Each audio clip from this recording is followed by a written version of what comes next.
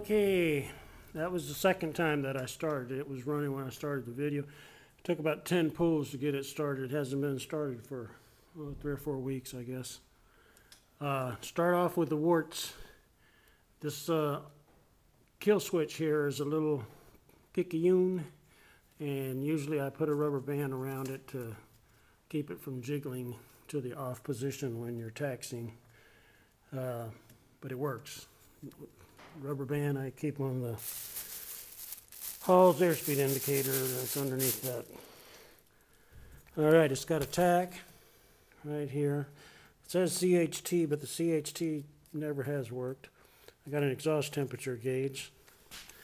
It has a strobe light up top there, which the switch is right here and it works. Let me go ahead and show you.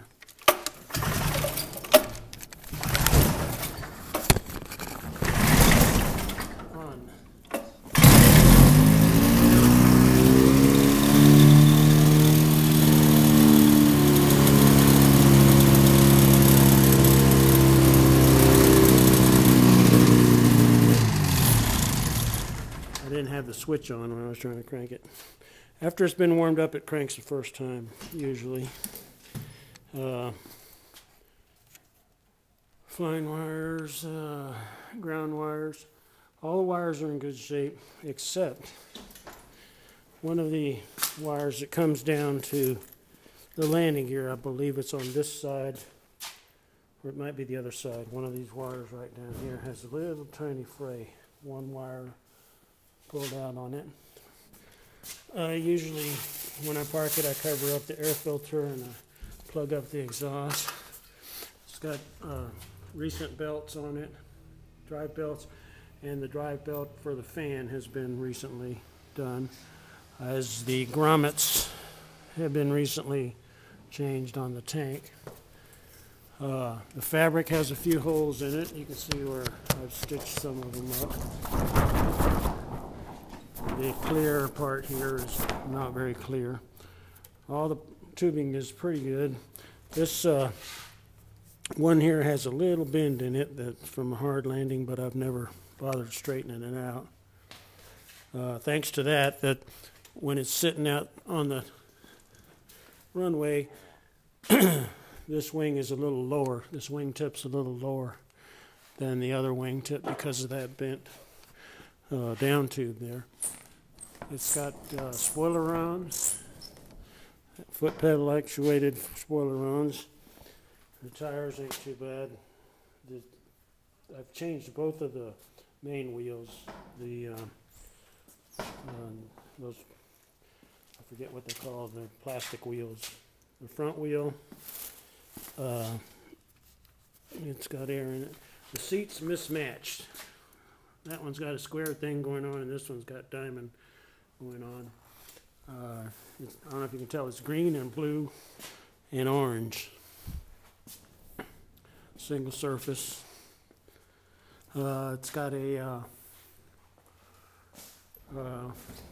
rudder brace kit, which I nicked this wire, busted it one time. That's the one on the other side, and I patched it with some little clamps. It's got the warp drive prop. I don't know what to tell you. I'm selling it for health reasons. It's registered. I don't know if you can see the N number there. N number 44737. N number 44737. I got bird problem in here. There's bird poop all over it, in spite of my snakes that I've got all over the place, and an owl.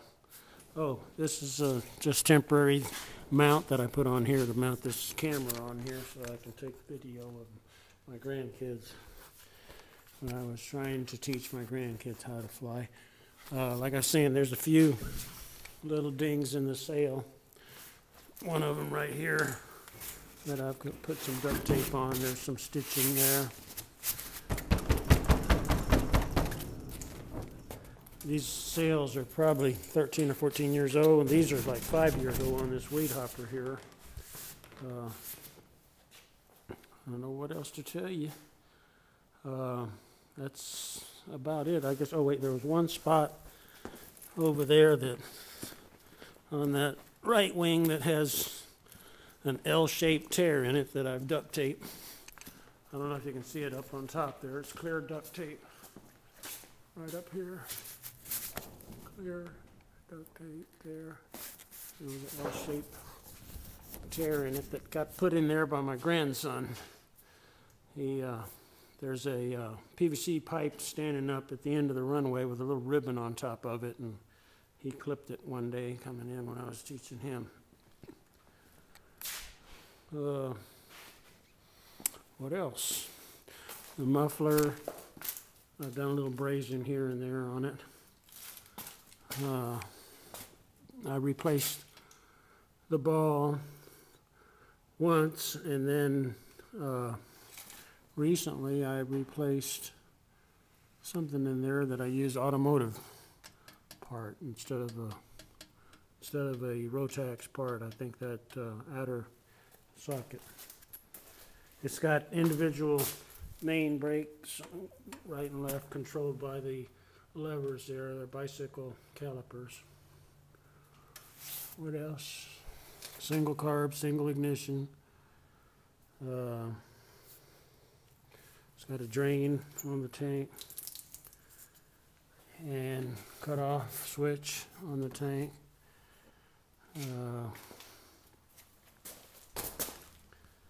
That's about it, I guess. Well, that's what I've seen, that rudder brace kit.